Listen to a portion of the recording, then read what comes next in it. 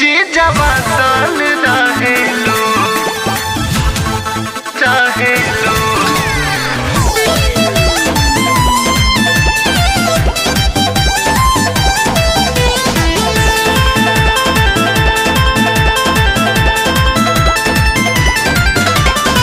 कहे ना उठावता जीजा जी फोनवा, तोहरा बिना मोर लागे न मनवा। अरे कहाँ बनी जी?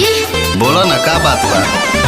कहे ना उठावता जीजा जी फोनवा, तोहरा बिना मोर लागे न मनवा। है ना रातिया में है बतिया के तू त जागल रहेलो। का? हेलो हेलो कही का जी? हेलो हेलो कही दिन भर साले झूठो जीजावा साल रहेलू। हेलो हेलो कही दिन भर साले झूठो जीजावा साल रहेलू। सही कहतन।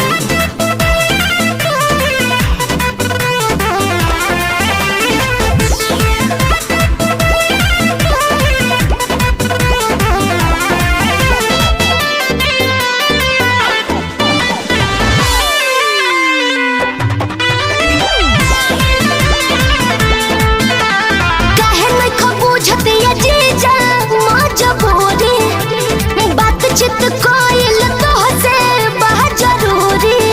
अरे काहे न की बुझत जी? पागल हो गए लुका। साफ साफ हमसे बतावा का बात बा। गर्मी जवानी के ना हमसे सहत बा। हमरा लागा ताकि वही लाऊ पासल रहेलो।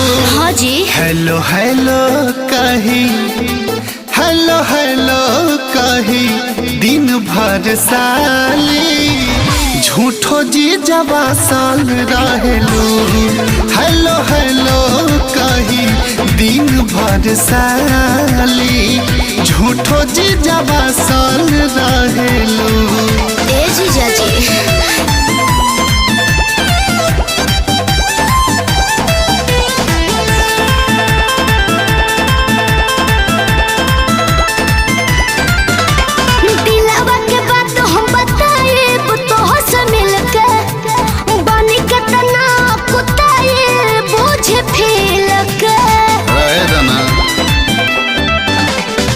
तनी सा हिंस देके देखा हमर साली हो। खड़े खड़े खाके चल जोई हो छाले हो। एही सोची सोची काहे तू सुखासल रहेलो। बोली ना। हेलो हेलो कही। हाँ जीजा जी। हेलो हेलो कही दिन भर साली झूठो जीजावा साल रहेलू। हेलो हेलो कही दिन भर साली झूठो जीजावा साल रहेलू।